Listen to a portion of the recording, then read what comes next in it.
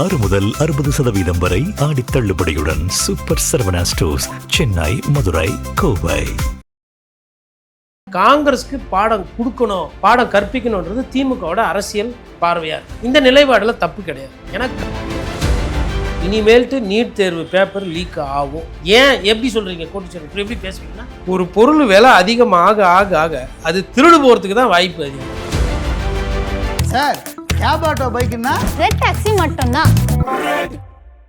தாவேக்காவை பொறுத்தவரையில் என்னன்னா, அமைதி காக்கிறது அவங்களோட ஆயுதம். அதாவது என்னன்னா, பிஜேபியை பற்றி பேசுறதுக்கோ நினைக்கிறதுக்கு கூட பயம்.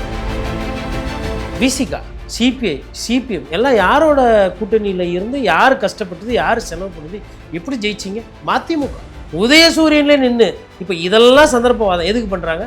Short term game. சரி, எதற்காக நீங்கள் பிஜேபி இவ்வளோ எதிர்த்தீங்க? எதற்காக? வெளிப்படையாக பேசிடுவோம். நீங்கள் கேட்ட கேள்வி கரெக்ட். ஜோசப் விஜய் அப்படின்னு பார்த்தோன்னா கனெக்ட் ஆயிடுச்சு.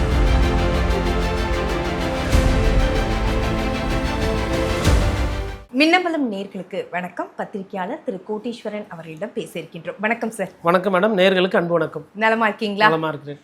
தேசிய அளவில் இப்போ பார்த்தோம் அப்படின்னா, காங்கிரஸ் ஒருங்கிணைக்கிற கூட்டங்களில் திமுக கலந்து கொள்ள போவதில்லை அப்படின்னு அறிவிச்சிருக்கு திமுக. அப்போது நேஷ்னல் லெவல்லையும் தேசிய அளவுலையும் திமுகவுடைய ஸ்டாண்ட் என்னவாக இருக்கும்? இது எப்படி தாக்கத்தை ஏற்படுத்தும்? இல்லை, 29 தாண்டி இப்போது ஒரு சில மசோதாக்களில் பாரதிய ஜனதா கட்சி தீவிரமாக இருக்கிறது. உதாரணத்துக்கு இந்த மறுவரை பண்ணி பாராளுமன்ற சீட்டுகளை வட மாநிலத்தில் இருக்கிற மாநிலங்கள், குறிப்பாக ஹிந்தி பேசக்கூடிய மாநிலத்தில் எண்ணிக்கை அதிகரித்தா நமக்கு வெற்றி வாய்ப்பு 2029 நல்லா இருக்குன்றது அவங்களோட ஒரு கணிப்பு. அதற்காக தான் அவங்க இந்த எம்பிகள்லாம் எண்ணிக்கை ஜாஸ்தி ஆகணும். அதாவது என்ன பாஜக சொல்லுதுன்னா, ஒரு எம்பி இவ்வளோ மக்கள் பிரச்சனை எப்படி கேட்பார்? இப்போ இருக்கிறவங்களாம் அப்படியே கேட்டு கீழ்ச்சிட்டு தான் மறுவேலைன்ற மாதிரி அவங்க அதை சொல்கிறாங்க. அதோட பின்னாடி இருக்கிற அரசியல் பார்வை என்னன்னா, வட இந்தியாவில் ஹிந்தி பேசக்கூடிய மாநிலங்களில் எம்பி ஜாஸ்தி ஆயிடுச்சுன்னா அவங்களுக்கு பிரச்சாரம் பண்ணி ஓட்டு வாங்குறது சுலபம். உதாரணத்துக்கு குஜராத், பீகார், உத்தரப்பிரதேஷ் இந்த மாதிரி இடங்களில், மத்திய பிரதேசம் இங்கெல்லாம் எண்ணிக்கை கூடுச்சுன்னா பேசிக்கலாம். தென்னிந்தியாவில் என்ன தான் ஏறினாலும் இது நம்பர் சேர்க்கும்போது இது ஜாஸ்தியாக வந்துச்சுன்னா நம்ம யூபி, பீகார் இன்னொரு 2-3 மாநிலம் ஆட்சியாகவே போதும், ஆட்சி சுலபமாக பிடிச்சிடலான்றது அவங்களோட கருத்து. இல்லை, இங்கே ஏறும்போது 50%னா இங்கே தமிழ்நாட்டுக்கும் ஏறும் இல்லையா? அதே தானே 50% வச்சுக்கோங்களேன். அந்த மாதிரி வச்சுக்கிட்டா அங்க 20 ஏறினா இங்கேயும் அந்த அளவுக்கு விகிதாச்சார அடிப்படையில ஏறும்ல. அப்ப இங்க நம்ம பாஜக எதிர்ப்பு அப்படின்னு போகிறப்ப இங்க நமக்கு கொஞ்சம் அதிகமா எம்பிக்கள் கிடைப்பாங்க. அப்ப அது உங்களுக்கு லாஸ் தானே? இல்ல, அவங்க என்ன நினைக்கிறாங்கன்னா, நான் பிஜேபி ஸ்டேட்ஸ், அதாவது பிஜேபி ஸ்ட்ராங்கா இல்லாத மாநிலம் குட்டியா இருக்கு. கேரளா, தமிழ்நாடு எல்லாம் பார்த்தீங்கன்னா சின்ன சைஸ். ஆந்திரா, கர்நாடகா எதோட சின்ன சைஸு? வெஸ்ட் பெங்காலோடையோ, பீகாரோடையோ, உத்தரப்பிரதேசத்தோட சேர்க்கும்போது இது சின்ன சைஸ். மத்திய பிரதேசத்தோட சின்ன சைஸ். அந்த மாநிலங்களில் பிஜேபி ஜெயிக்கிறதுக்கு வாய்ப்புகள் அதிகம். அப்போ அதிகமாக இருக்கிற மாநிலங்களில் எண்ணிக்கை டபுள் ஆகும்போது அவங்களோட எம்பிஸ் நம்பர் ஜாஸ்தியாக வாய்ப்பு அதிகம். இப்போ டெல்லி அது என்ன தான் பண்ணாலும் அது டைட்டாக தான் போகும். என்ன காரணம்னா, ஆம் ஆத்மியும் இருக்கும், காங்கிரஸும் இருக்குது, அங்கே பிஜேபியும் இருக்குது. அதே மாதிரி பஞ்சாப், அது கிட்டத்தட்ட பிஜேபிக்கு பெரிய ரோல் கிடையாது. இப்போ அந்த மாதிரி மாநிலம் டபுள் ஆனால் கூட அவங்களுக்கு பெருசு கிடையாது. இப்போ உத்தரப்பிரதேசில் 80 சீட்டு 160 ஆகிறதுக்கும், பஞ்சாப் ஒரு 40 சீட் ஆகிறதுக்கோ, இல்லை கேரளா ஒரு 20லேருந்து 40 ஆகிறதுக்கோ ஒரு பெரிய வித்தியாசம் கிடையாது. ஆனால் அந்த ஸ்டேட்ஸ் எல்லாம் பெருசாச்சுன்னா அவங்களுக்கு வசதி. இப்போ வெஸ்ட் பெங்கால்லாம் பார்த்தீங்கன்னா கிட்டத்தட்ட ஒரு 90 சீட்டு கிட்ட போகலாம், இல்லை ஒரு 80 சீட்டு போகலாம். அப்போ வெஸ்ட் பெங்காலில் இப்போ இன்றைக்கி கவுல் வச்சுருக்கிறாங்க. இப்போ அதை மையமாக வச்சு தான் அந்த கணக்கு மையம் வச்சு பண்ணுறாங்க. இன்னொன்று, பெண்களுக்கு பாதி கொடுக்கணும், 33%. அதுக்கு நீங்கள் எண்ணிக்கை கூட வேண்டிய அவசியமே கிடையாது. இப்போ எத்தனை பெண் அமைச்சர்கள் சொல்கிற மாதிரி இருக்காங்க, நிர்மலா அம்மையார் தவிர, சீதாராமன் அவர்களை தவிர்த்து பெருசாக யாரும் கிடையாது. இப்போ பண்ணணுன்ற எண்ணம் இருக்கான்றது தெரியல. ஆனால் சொல்கிறது இதை சொல்லி அதை செய்கிறாங்க. அப்போது திமுக இந்த கூட்டத்தொடர்லையோ இல்லை வரப்போகிற இந்த மாதிரி தீர்மானங்கள் அடுத்த கூட்டத்தில் எப்போ வருதோ அப்போ திமுக வெளிநடப்பு பண்ணிச்சு. திமுக ஆதரிக்க வேணாம், வெளியில் போனாவே போதும், பாஜகவுக்கு அது ப்ளஸ்ஸு. அதனால் 2029 இப்போத்துலேருந்தே திமுக அவங்க கூட சேருது, இல்லை மறைமுகமாக ஒரு அண்டர்ஸ்டாண்டிங்க்கு வருதுன்னா அது பிஜேபிக்கு ப்ளஸ். பிஜேபி அதற்காக கண்டிப்பாக காய் நவுத்தும். ஆனால் இப்போ இவங்களோட ஸ்டாண்டு படி எங்களுக்கு திருத்தம் கொண்டு வந்தால் இந்த மறுவரையறை மசோதாவில் 50% நாங்கள் கேட்டோம் தெளிவாக, அந்தபடி கொண்டு வந்தால் நாங்கள் ஆதரிப்போம், இஷ்யூ பேஸில் நாங்கள் ஆதரிக்கிறோம் அப்படிங்கிறத இவங்க வரலாம்ல. அதே மாதிரி 33% இடஒதுக்கீடு இப்போ இருக்கிற எம்பி எவ்வளோ பேர் இருக்காங்களோ 543, இந்த ரேஷியோவில் நீ உயர்த்தினா நான் ஆதரிக்கிறேன் அப்படின்னு இவங்க ஒரு இக்கு தானே வைக்கிறாங்க. அப்போ இது எப்படி ஒரு அண்டர்ஸ்டாண்டிங்னு இது? இல்லை, அது இக்கு கிடையாது, அது கிட்டத்தட்ட சம்பந்தம் மாதிரி. அதாவது நீங்கள் அவர்களுக்கு பெண்மணிகளுக்கு மசோதா வந்து இது மாதிரி இப்போ இருக்கிற நம்பருக்கு பண்ணிங்கன்னா நாங்கள் வரவேற்கிறோன்னா மேபி அதை பண்ணிட்டு கூட அதுக்கப்புறமா எப்போ ஏறுதோ அதுதானே வரும் டிஃபால்ட்டாக. இது எப்படின்னா வந்து தளம் வந்துட்டு ஃபஸ்ட்டு போட்டுட்டு அப்படியே செவுறு கட்டிட்டு போகலாம், இல்லை தளமாக போட்டு கடைசியாக கூட செவுறு கட்டிக்கலாம், அந்த மாதிரி தான். அதனால் இப்போ பெண்களுக்கு வந்து 33% அவங்களுக்கு கொடுக்கணும் அப்படின்ற அதை நீங்கள் இப்போ போட்டுட்டு 543க்கு போட்டு அதை கிளியர் பண்ணிவிட்டு கூட 800 MP ஆகும்போது கூட அது அதே தான் கண்டினியூ. அப்போ 800 ஆகிட்டு தான் பண்ணணும்னு கிடையாது. அந்த இக்கு வந்து கிட்டத்தட்ட இந்த மாதிரி விஷயத்தில் சம்மதம்னு அர்த்தம். இன்னொன்று, நாங்கள் சொல்கிற மாதிரி நீங்கள் மறுவரை பண்ணுறீங்க அப்படின்னா நாங்கள் பார்ப்போம். முன்னாடி வந்து எப்படின்னா நீ எது பண்ணாலும் நான் எதிர்ப்பேன், அந்த சப்ஜெக்டே நான் வேண்டாம், எது டீலிமிட்டேஷன் பற்றி பேசாத, அப்படி இருந்த நிலைப்பாடு வேறு. இன்றைக்கி என்ன நிலைப்பாடுனா, சரி எழுதி எடுத்துன்னு வாங்க, நல்லா இருந்தால் பார்ப்போம். ஃபஸ்ட்டு எப்படின்னா அந்த பேப்பரை என்கிட்ட எடுத்துன்னு வராது, அந்த பேப்பரை பார்க்கவே மாட்டேன். இப்போ என்னன்னா ஒருவேளை நான் சொல்கிற மாதிரி அந்த பேப்பர் இருந்தால் நான் பார்க்குறேன். அப்போ ரெண்டுத்துக்கும் நிலைப்பாடுகள் வித்தியாசம். இந்த நிலைப்பாடில் தப்பு கிடையாது. ஏன்னா காங்கிரஸுக்கு பாடம் கொடுக்கணும், பாடம் கற்பிக்கணுன்றது திமுகவோட அரசியல் பார்வையாக இருக்குது. இப்போ என்னோட எதிரியை வந்து நீங்கள் வந்து அவங்க கூட சேர்ந்து என்ன நீ பலவீனப்படுத்தி சந்தோஷப்படுற, அதனால என்ன லாபம் திமுகவுக்கு? இப்ப காங்கிரஸ் பெருசா எதிரிக்கு எதிரி நண்பன், அதுதான் அரசியல் யதார்த்தம். மற்ற மாநிலங்கள்ல எல்லாம் பெருசா ஆட்சியில இல்ல, சுருங்கிருச்சு காங்கிரஸ். இப்ப அந்த காங்கிரஸ நான் பழி வாங்குறேன் அப்படிங்கிறதுக்காக பாஜக பக்கம் ஒரு நெருக்கம் காட்டுனா அது திமுகவுக்கு தானே நெகட்டிவா அமையும். இவங்க தமிழ்நாடு வெர்சஸ் டெல்லின்னு போனவங்க ஒரே ஐடியா, அண்டர்ஸ்டாண்டிங்ங்கிற மாதிரி இது பேசு பொருளா மாறிடுச்சுன்னா இது நெகட்டிவ் தானே திமுகவுக்கு. இங்க கிடைக்குமா எம்பி, கிடைக்குமா உங்களுக்கு? அதாவதுங்க, பாரதிய ஜனதா கட்சி திமுக எம்பின்றது 2029 தேர்தல் பற்றி நீங்கள் பேசுகிறீங்க. நம்ம 2026 அனிதா ராதாகிருஷ்ணன் கைது, மார்கண்டேயன் கைது, செந்தில் பாலாஜி என்ன நிலைமைன்னு தெரியல, ஒருத்தர் சிங்கப்பூர் மருத்துவமனைக்கு போயிட்டு வந்திருக்காரு. என்ன நெருக்கடி இருக்குன்றதை பார்க்கணும் திமுகவுக்கு. திமுக வந்து அப்படியே எதுவாக இருந்தாலும் பரவாயில்ல பார்த்துக்கலாம் அப்படின்ற அளவுக்குலாம் சொல்லலாம். ஆனால் உண்மையிலே அது மாதிரி இருக்கா நிலைப்பாடுனா எனக்கு தெரியல. எல்லா கட்சிகளுக்கும் உள்ளுக்குள்ளே பதட்டம் பயம் இருக்க தான் செய்யுது. இப்போ ஒரு வேளை திமுக பாஜக இப்போவே கூட்டணி வருது, கூட்டணி வந்துட்டு ஒரு 2 பேர் அமைச்சர் ஆயிடுறாங்க அப்படின்னா என்ன ஆகும்? திமுக கிட்ட பழைய மாதிரி தாவேக்க போய் இந்த கைது செய்து எதெல்லாம் பண்ணால் அவங்க என்ன பண்ணுவாங்க? அமைச்சரவையில் இருக்கிறவங்க சும்மா இருப்பாங்களா? அமலாக்கத்துறை, சிபிஐ, இன்கம் டேக்ஸ்லாம் பாயம். அப்போ போட்டுக்கலாம், எது பெரிய டிபார்ட்மெண்ட்டு? அமலாக்கத்துறை பெரிய டிபார்ட்மெண்ட்டா இல்லை நீங்கள் வச்சுக்கிற டிவிஎஸ்சி பெரிய டிபார்ட்மெண்ட்டான்னும் போது திமுகவோட ஸ்டேக்ஸ் மேலே போயிடும். ஏன்னா மத்தியில் கூட்டணியில் இருக்கிறாங்க, ஆட்சி அதிகாரத்தில் இருக்கிறாங்க, இது தமிழ்நாட்டில் ஆட்சி அமைக்கிறது. அப்போ அது ஒரு படி மேலே போயிடும்போது அந்த பேலன்ஸ் இப்படி கூட யோசிக்கலாம். எதிர்காலத்தை பத்தி யார் யோசிக்கிறா? அமைச்சர் வாங்கிக்கிறீங்க சரி, ஐயோ, ஆனா இங்க நீங்க உதயநிதியை நிறுத்த வேணாமா? அடுத்து விஜய் வெர்சஸ் உதயநிதின்னு கொண்டு வர்றதுக்கு நீங்க அததான் அண்ணாமலை வெர்சஸ் விஜய்னு அவங்க மாத்தி எடுத்துட்டு போறாங்கல்ல. யார் மாத்திரா? தாவேகா தரப்புலயோ அண்ணாமலை தரப்புல அவங்க என்ன வேணா பர்செப்ஷன்ல கொண்டு. உங்க அரசியல் என்ன ஆகும்? இல்ல, உங்க அரசியல் மோசமா போகும், அது வேற விஷயம். நான் என்ன சொல்றேன்னா, சரி எதற்காக நீங்க வந்து பிஜேபி இவ்வளவு எதிர்த்தீங்க? எதற்காக? வெளிப்படையா பேசிடுவோம். நீங்க கேட்ட கேள்வி கரெக்ட். சிறுபான்மையினர் ஓட்டு, சிறுபான்மையினர் இப்போ யாருக்கு ஓட்டு போடுறாங்க? தாவேக்காக்கு போயிட்டாங்களா? கிறிஸ்டின்ஸ் ஓட்டு பல்கா போச்சா? இப்போ திமுகக்கு இருக்குன்னு எத்தனை பேர் சொல்லுவாங்கன்னு எனக்கு தெரியல, ரொம்ப கம்மியாக தான் இருக்கிறாங்க. ஜோசப் விஜய் அப்படின்னு பார்த்தோன்னா கனெக்ட் ஆயிடுச்சு. இஸ்லாமியர்களில் நிறைய பேர் வந்து இன்னமும் திமுக போட்டு, ஆனால் இஸ்லாமிய இளைஞர்கள் நிறைய பேர் வந்து விஜய் சாருக்கு ஓட்டு போட்டு, அதாவது நிறைய பேர் வந்து இந்த சாதி மதத்துக்கு அப்பாற்பட்டு விஜய் சாருக்கு ஓட்டு போட்டு, அதில் வந்து நீங்கள் எது உங்கள் ஓட் பேங்க்குன்னு வச்சுருந்தீங்களோ அதுவே கரைஞ்சி போச்சு. பிராமின்ஸ் ஹிந்துத்துவா பேசின நிறைய பேர் வெஸ்ட் மாம்பலம், டி நகர், வேளச்சேரியில் கொத்தா விஜய்க்கு ஓட்டு போட்டுருக்கோம்.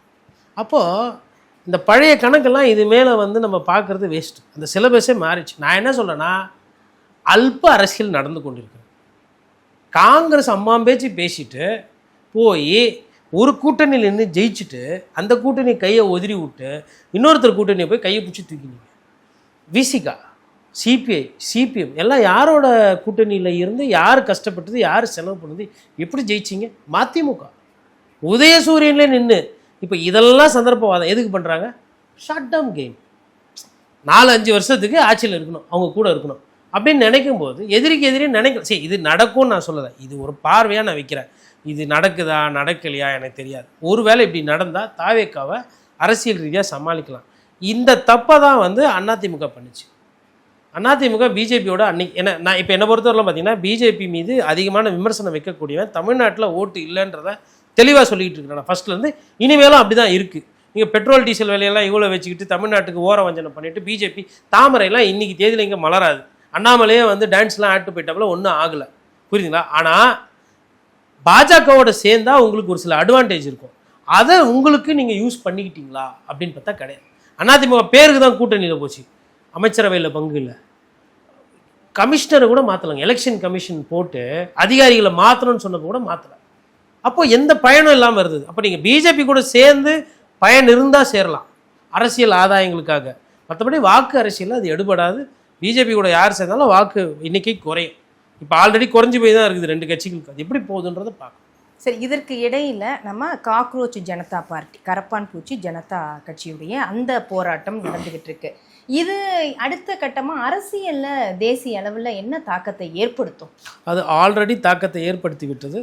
ஒரு 20,000 இளைஞர்கள் திரள்றாங்கன்னா அது சாதாரணமான விஷயம் கிடையாது. அதுவும் டெல்லியில் ஜந்தர் மந்தர் பாராளுமன்றத்துக்கு பக்கத்துலலாம் நடந்து போகிறாங்கன்னா, ஏன்னா டெல்லி போலீஸ் வந்து ரொம்ப உக்ரமாக இருக்கும். ஏன்னா ஹைலி சென்சிட்டிவ் ஜோன். ஏன்னா பிரைம் மினிஸ்டர், ஹோம் மினிஸ்ட்ரி, மற்ற கான்சுலேட்ஸு, வெளிநாட்டு தூதரகங்கள்லாம் இருக்கிற இடம். அந்த இடத்துல இந்த மாதிரி ஒரு சமிக்கைகள் இந்த மாதிரி வருதுன்னும் போது அவங்க என்ன பண்ணுவாங்க, அவங்க ஊரில் இருக்கிற உயர் அதிகாரிகளுக்கெல்லாம் தகவல் சொல்லுவாங்க, பழைய நிலைமை கிடையாது பிஜேபிக்கு, மோடி அவர்களுக்கு கொஞ்சம் கெட்ட பேர் வருது, எதிர்ப்பு வருதுன்னும் போது இதை சீரியஸாக பார்ப்பாங்க. அதனால தான் பார்த்தீங்கன்னா அங்கெல்லாம் வந்து எப்பயுமே பார்த்தீங்கன்னா இந்த பேரிகேட் போட்ட சாலைகள், சும்மா நீங்கள் ஒரு 5 பேர் ரோட்டில் நின்றுட்டு கிக்கி பிக்கின்னு சிரிச்சு பேசிட்டு தான் போலீஸ் வந்துடும். உடனே உங்களுக்கு என்ன இங்கே வேலை, எங்கேருந்து வர, என்ன ஏது, ஆதார காட்டு அத்தை காட்டு இல்லைங்களா, நிற்கக்கூடாது போன்றோம். அந்த மாதிரி இடத்துல இந்த மாதிரி சிக்கல்கள் வருதுன்னும் போது இது பெரிய பின்னடைவு. அதனால தான் இவங்க என்ன பண்ணுறாங்கன்னா, பிஜேபி இதுக்கு பின்னாடி காங்கிரஸ் இருக்குது, இதுக்கு பின்னாடி கம்யூனிஸ்ட் இருக்குதுன்னு சொல்லி மடைமாற்றம் பண்ணுறாங்க. நீங்கள் கம்யூனிஸ்ட் காங்கிரஸை ஒரு பப்ளிக்கோட மூவ்மெண்ட், ஒரு இளைஞர்களோட மூவ்மெண்ட் பின்னாடி நீங்கள் சேர்த்திங்கனாலுமே அது அடிபட்டு போயிடும். ஆனால் எதிர்பாராத விதமாக என்னென்னா, விவசாயிகள் இப்போ புறப்பட்டு வராங்க. அவங்களுக்கு ஒரு சில பஞ்சாயத்துலாம் இருக்குது. ஹரியானா விவசாயி உள்ளே தலையிடுறாங்கனாலுமே பெரிய டீம் இறங்குதுன்னு அர்த்தம். அதனால் அவங்க அதை இன்னும் பதட்டம் ஜாஸ்தி ஆகி போயிருக்கு. அப்போது இது எப்படி சமாளிக்க போகிறாங்கன்னு தெரியல. ஆல்ரெடி பாராளுமன்றத்தில் இது ஒரு விவாத பொருளாக நேற்று ஆயிடுச்சு. நேற்று ஒன்றும் பாராளுமன்றத்தில் பெருசாக எதுவும் ஆளுகிற கட்சியால் பேசவோ இல்லை எதுவும் பண்ண முடியல. லோக்சபாலேயும் சிக்கல், நேற்று ராஜ்யசபாலேயும் சிக்கல். இந்த பிரச்சனை எதிரொலிக்குது. இது இல்லாமல் சர்வதேச ஊடகங்கள் வந்து இதை காட்சியாக காட்ட ஆரம்பிச்சிட்டாங்க. பிபிசி போன்ற நிறுவனம்லாம் இப்போ கூர்ந்து பார்க்க ஆரம்பிச்சிட்டாங்க. இது வந்து கண்டிப்பாக பிஜேபிக்கு ஒரு பின்னடைவு. ஏன்னா பிஜேபியோட அந்த வாக்கு சதவீதம் என்பது குறைந்து கொண்டு போய், அப்போ இந்த மாதிரி போராட்டங்கள் இளைஞர்கள்லாம் வந்து இந்த மாதிரி கோபம், அதாவது இளைஞர்களை பொறுத்தவரைலாம் சம்டைம்ஸ் யார் ஜெயிப்பாங்க யார் போவாங்கலாம், உனக்கு இல்லை ஓட்டு போகும் அப்படின்ற ஒரு முடிவுக்கு வந்துட்டாங்கனாலும் அது பிஜேபிக்கு ஒரு பிரச்சனை. அப்போது இப்போ இந்த காங்கிரஸையே குறை சொல்லி போயிட்டு இருந்த அரசியல் என்பது பிரச்சனை. இதில் என்ன வேடிக்கைன்னா, காங்கிரஸ் நீட் எதிர்ப்பு இப்போ பேசுகிறதா வேடிக்கை. இனிமேல்ட்டு நீட் தேர்வு பேப்பர் லீக் ஆகும். ஏன் எப்படி சொல்கிறீங்க கோட்டீஸ்வரன், இப்படி எப்படி பேசுவீங்கன்னா, ஒரு பொருள் விலை அதிகமாக ஆக ஆக அது திருடு போகிறதுக்கு தான் வாய்ப்பு அதிகம், அது பராமரிக்குது. அப்போ இந்த நீட்டு வந்து என்னென்னா, நீங்கள் அந்த வேல்யூவேஷனை ஃபஸ்ட்டு கம்மி பண்ணும். மருத்துவக் கல்லூரிக்கு ஆகிற செலவு, மருத்துவக் கல்விக்கு இருக்கிற அந்த மோகத்தை குறைச்சிங்கன்னா தான் இதுக்கெல்லாம் விடை. இல்லை குறைந்தபட்சம் ஐயா சோனம் மங்சுக் கேட்குற மாதிரி அது அமைச்சராக மாற்றும். இது வந்து ஆழம் தெரியாமல் அவங்க விளையாடிக்கிட்டு இருக்கிறாங்க. இது பெருசாகுது. இந்த காக்ரோச் ஜனதா பார்ட்டின்றது வந்து அது ஏதோ கட்சிகள் வந்து பண்ணுறதை விட அது தானாக எழுச்சியாக ஒரு மாணவர்கள் போராட்டமாக உருவெடுக்குது. இல்லைப்பா, அண்ணா ஹசாரே எப்படி போராட்டம் நடந்து காங்கிரஸ் ஆட்சி தூக்கி எறியப்பட்டதோ அது மாதிரி இந்த தடவை வந்து நடக்கிறதுக்கு வாய்ப்பு இருக்கா? இதில் காங்கிரஸும் அவுட்டு, பிஜேபியும் அவுட்டு, நடுவில் ஜென்சி மாதிரி இவங்கெல்லாம் வர்றதுக்கு வாய்ப்பு இருக்கா? அதான் 2 விஷயங்க. ஒன்று, மாணவர்கள் எடுக்க போகிற போராட்டங்கள் நிறைய நேரத்தில் வந்து ஒரு வெற்றியை வந்து உருவாக்கி கொடுத்துருக்கு. அந்த வகையில் பார்க்கும்போது அதுக்கு வந்து ஒரு சாத்தியம் இருக்குது. ஆனால் இந்த நேரத்தில் என்னென்னா, BJP is becoming vulnerable, Congress is outdated. அப்படி வரும்பொழுது நீங்கள் சொன்ன மாதிரி அதுக்கு சாத்தியம் இருக்குது. அதாவது எதிரில் ஆளே இல்லை அப்படின்னும்போது பார்த்தா இது ஒரு புது பிரச்சனை வந்துகிட்டு இருக்கு. இதை அட்ரஸ் பண்ணலை. என்னங்க, ஒரு அமைச்சர் மாற்றதுல என்ன ஆகிட போகுது பிரதமருக்கு? ஆனால் அடம், இந்த ஆட்சியில் உட்காந்ததுக்கு அப்புறம் இந்த அடம் இருக்குது பாருங்கள், இந்த அதிகாரத்தில் உட்காந்தோன்னு அந்த அடம் தான் நிறைய பேரை காலி பண்ணுறோம். சரி, நிறைவாக, ஆனால் தமிழ்நாடு எப்போவுமே டெல்லி அரசியலையும் வச்சு தான் நகர்ந்துருக்கு. தாவேக ஆட்சிக்கு வந்ததற்கு பிறகு டெல்லி அரசியல் தூரமாக போயிருச்சோ? ஏன்னா இந்த கரப்பாம்பூச்சி ஜனதா கட்சி போராட்டத்தை பற்றி தாவேக வாய் திறக்கலை, விஜய் அவர்களும் வாய் திறக்கலை, திமுகவும் அதை பெருசாக எடுத்து பேசுகிற மாதிரி இல்லை. இப்போ இங்கே இருக்கிற பஞ்சாயத்தே பெருசாக இருக்கா? திமுக வெர்சஸ் தாவேக இதுக்குள்ளேயே சுருங்குதா வர வர தமிழ்நாடு? திமுகவுக்கு வந்து இன்றைக்கி நிறைய தலைவலி இருக்குங்க.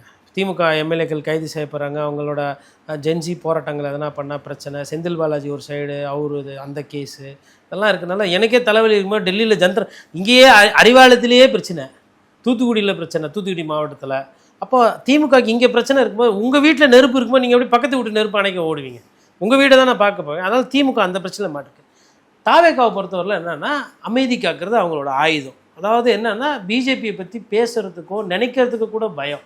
இப்போ காங்கிரஸ் ஜனதா பார்ட்டிக்கு இப்போ சப்போர்ட் பண்ணிட்டாங்கன்னா பிஜேபியோட கோவத்துக்கு ஆளாவாங்க. பிஜேபி அடிச்சா தாவேக்கா தாங்கிக்கிற சக்தி இல்லைன்ற அந்த உண்மை அவங்களுக்கு தெரியும். ஏன்னா அவங்க மீது வழக்குகள் குற்றப்பின்னணியில் இருக்கவங்க இந்த கட்சியில் நிறைய பேர் இருக்காங்க. அதனால் அது பெரிய வாஷிங் மிஷின், இது சின்ன வாஷிங் மிஷின். இது தெரியும். சின்ன வாஷிங் மிஷின் எதுக்கு தேவையில்லாமல் பெரிய வாஷிங் மிஷினில் சண்டை போடணும்னு சொல்லிட்டு நீயும் வாஷிங் மிஷின் பண்ணிக்கோ, நானும் வாஷிங் மிஷின் பண்ணிக்கிறேன், நலமறிய ஆவல் அப்படின்னு கடிதம் வந்து எழுதிக்குவாங்க. அவ்வளோதான். மற்றபடி பிஜேபியை பற்றி நான் திரும்ப சொல்ல, தூக்கத்தில் கூட விஜய் சார் எதிர்த்து மோடி அவர்களையோ பாரதிய ஜனதா கட்சியோ தூக்கத்தில் கூட நினைக்க மாட்டார்.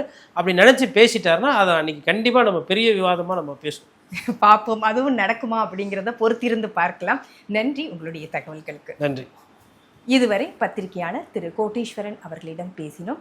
நன்றி, வணக்கம். 6 முதல் 60% வரை ஆடி தள்ளுபடியுடன் super Saravana stores, Chennai, Madurai, Kovai. Sir cab auto பைக்குன்னா ரெட் டாக்ஸி மட்டும்தான். மின்னம்பலம்.com தமிழின் முதல் மொபைல் பத்திரிகை.